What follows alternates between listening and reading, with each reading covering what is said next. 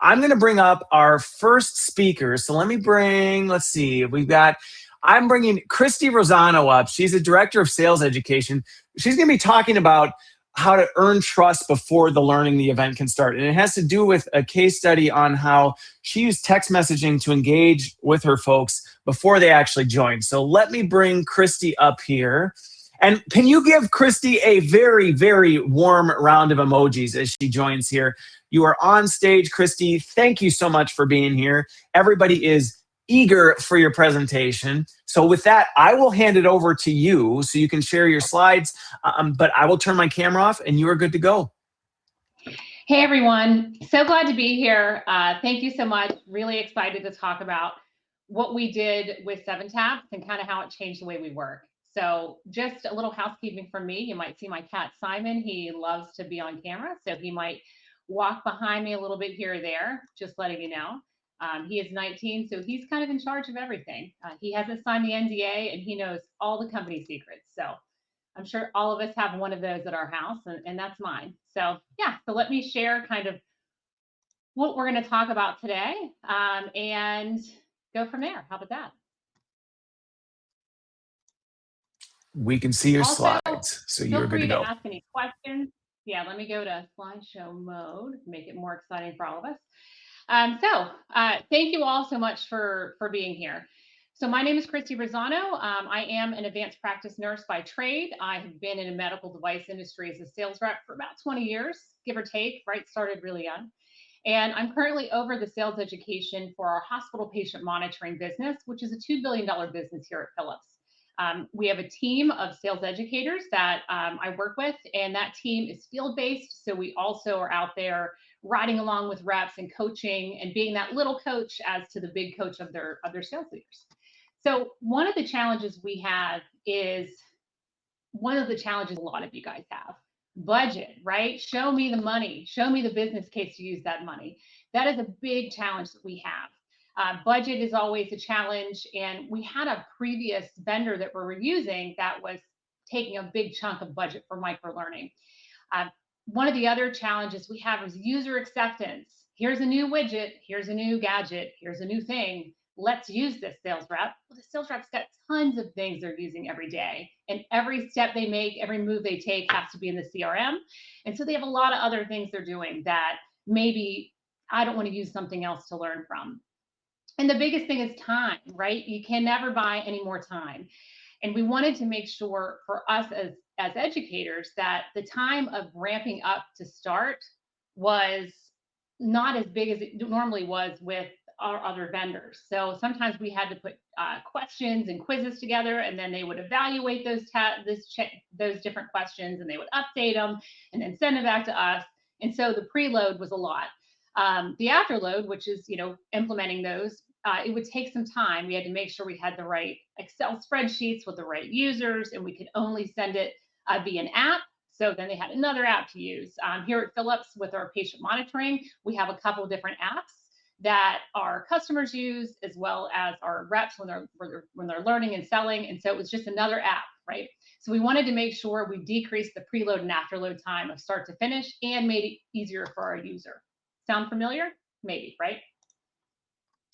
Our challenges. Well, for one of our role understandings for a challenge, we have different types of sales reps. We have account executives, we have associate account managers, we have specialists, and different stuff is in each one of their bags.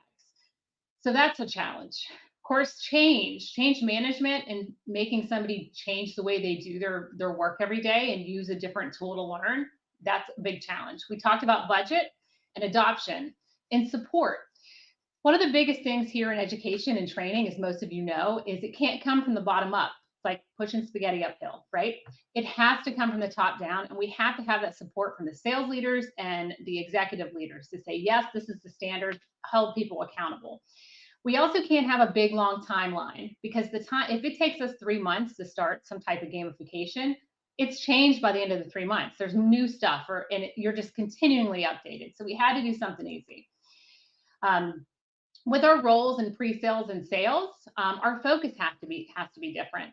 And not only is our sales education team field-based, but all of our sales reps are highly field-based. We really don't have a lot of inside sales, and even our inside sales that we do have are still going to customer meetings. So people are out and about at least 4 days a week. And I know in pharma, that's probably pretty common. In medical device, it should be common, right? We should not have as much office days.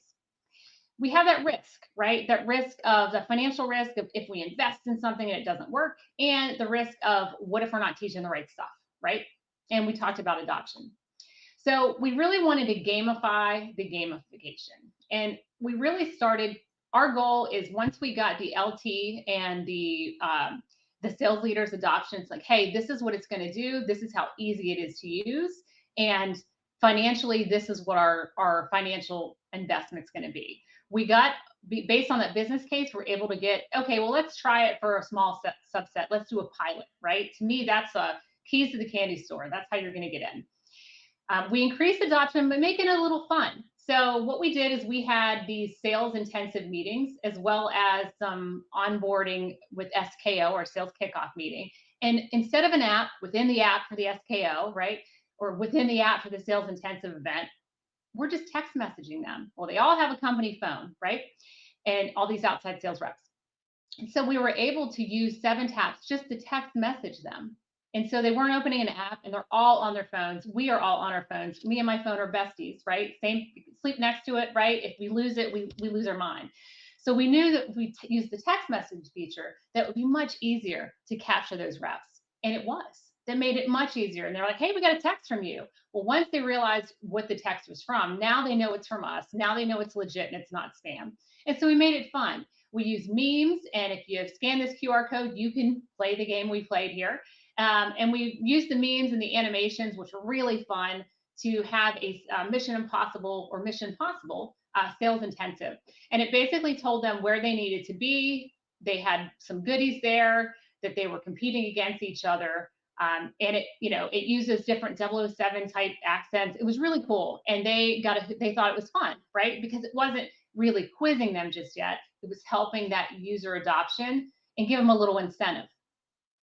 If you're late to one of our sales education, we shut the doors and you have to do something extra when you walk in, right? You don't have to sing. I don't think that's an HR friendly solution, but you do have to answer the first 3 questions, right? And pop up. So they know that we set that expectation, and we start at 0800 or whatever specific time. We are not, we don't run late. And so they know not to be late, and that if they do, they have some extra questions. The other thing we did is we increased our user adoption by the end of the year by 99%. We really made it to where we could use the AI piece in 7 taps, which the preload weight was off of us. I was amazed the amount of intelligence that 7 taps AI had in it. And we used challenger selling skills to tell it, hey, I'm going to do some constructive tension, which is a part of challenger, without using too much of the intellectual property, right? We wanted to do something general that was out in the world of AI, and it was. And so we were able to show, here's an example, and you can scan the QR code and play this one, to really give them some actual learning on how to create some constructive tension.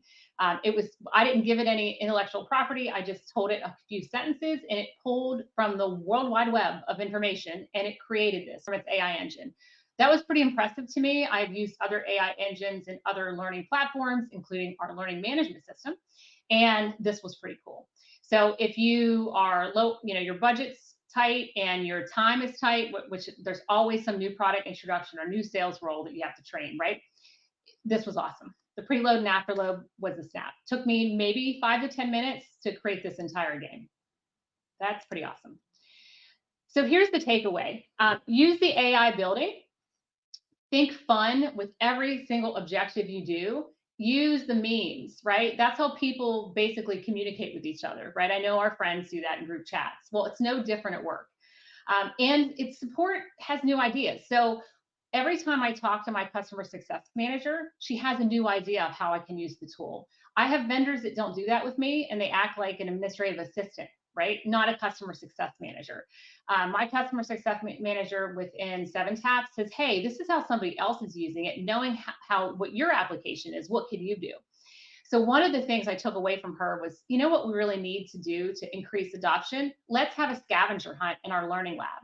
And so if you see our friend here with his wig and hat on from one of our mannequins, our telemetry Tammy mannequin that ambulates in the hallway, he is in the operating room with a very old anesthesia machine, but our new monitor, and he is showing one of the scavenger hunt goals, and he had to upload a picture.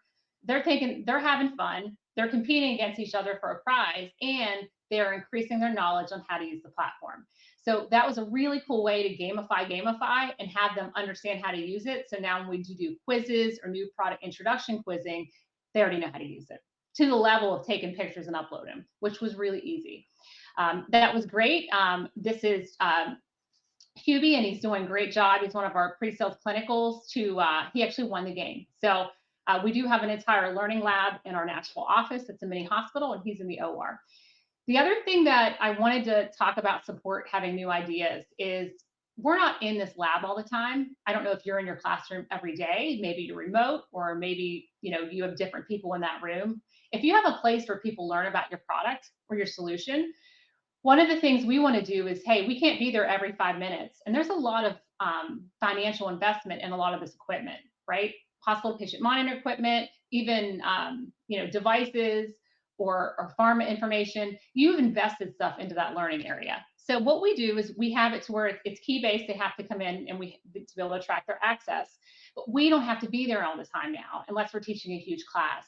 What we're going to do is we're starting to develop QR codes that go to each room in the OR, right? What's the OR? How do I act? What do I do? What about the monitoring solutions in this area? And so the QR code will take them to a 7 taps. They'll open that, and then it'll really walk them through it with voice and video and cards to walk them through that room, so that if we're not there, they still learn in the lab. Nashville is one of our hubs, so Nashville and Cambridge, and Nashville is where we have this lab. And so I'm in West Virginia. So if I'm not there or my team isn't there, it still allows those people in the building or those employees that are in between meetings to go in through and still learn on the fly. Thought that was really cool, and support gave me that idea because they had a best practice to share from another customer. So I wanted to share that and talk and say, hey, I know it's always hard to get people to do something new, right? And user adoption is always a challenge, but for us, it was fun, and we taught them how to use it without teaching them how to use it. LT and our DSLs, our sales leaders, are all aboard for it, and we look forward to using it not only for the QR code in the learning lab, but now for the next new product introduction. So yeah, I just wanted to share that. And yeah, Chris, yeah, thanks.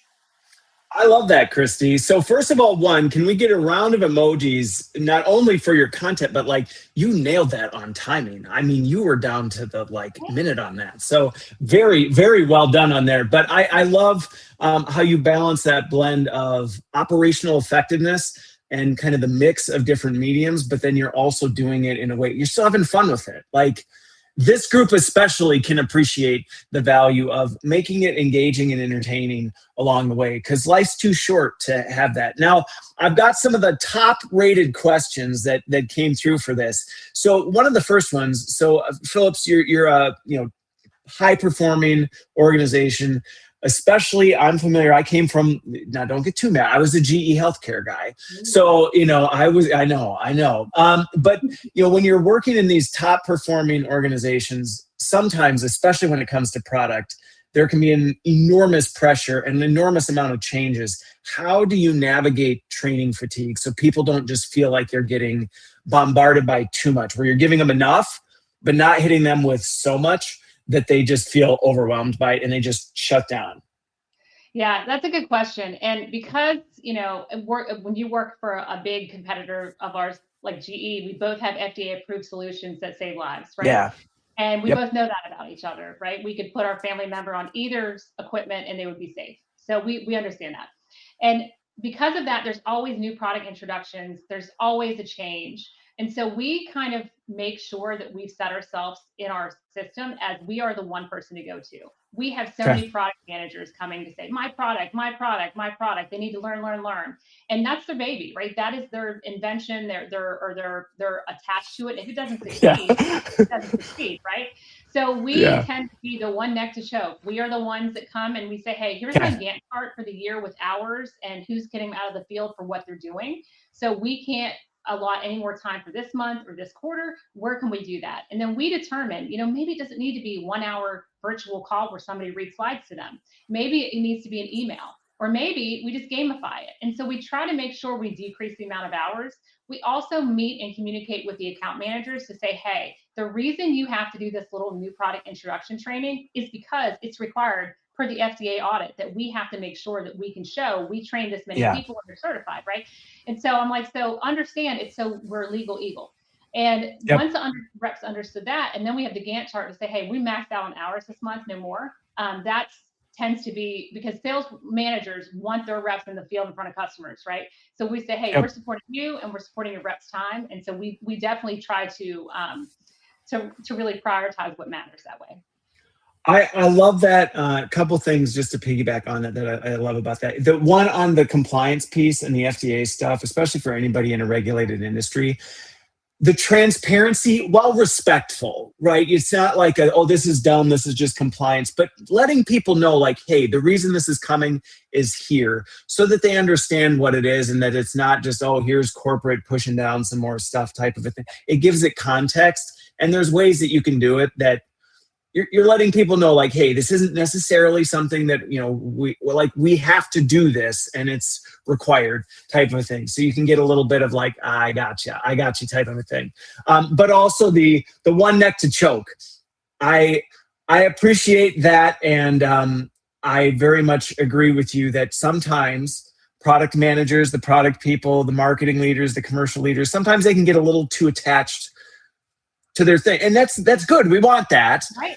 But also we need to be the one that when they go, hey, we got this new thing, we got you, that it's like, okay, you can hate me, but we're gonna hold off. But you mentioned doing it through objective measures, not just my tummy says it's a bad time, but like, hey, we've hit this many hours this month. Really, don't you want them selling? And I found also reminding them what you're taking away from them if you do it is another way to make them be like, oh, yeah, right. I guess we also want them selling our product, right? Yeah. So like, let's make sure we don't do that. So I love that. Really, another good question that came through in terms of frequency, especially with operational content. How do you navigate the frequency of keeping it refreshed? Like, how do you balance that? Are you on a schedule where you do that? Do you have, is it based on changes? What's your operational process around that? So with our sales education team, we don't create content. So I know that people are like, what? We don't have an instructional designer either. So that's probably why we don't. But our content comes from our business marketing managers, as well as our sales methodology vendor. And so our business, we have a really good relationship with marketing, who keeps our sales enablement platform updated, right? And really keeps it to where it's the latest and greatest. They get it current, they keep it current. And then quarterly, I meet with them to say, hey, this is the content page for our new hire class. Let's go through some of this and audit it. We also have expiration dates pre-done in our sales enablement platform that will email that owner of that content, which is always the marketer, because they're the expert, right? Not the teacher, they're the scientists. We're the people using the science book.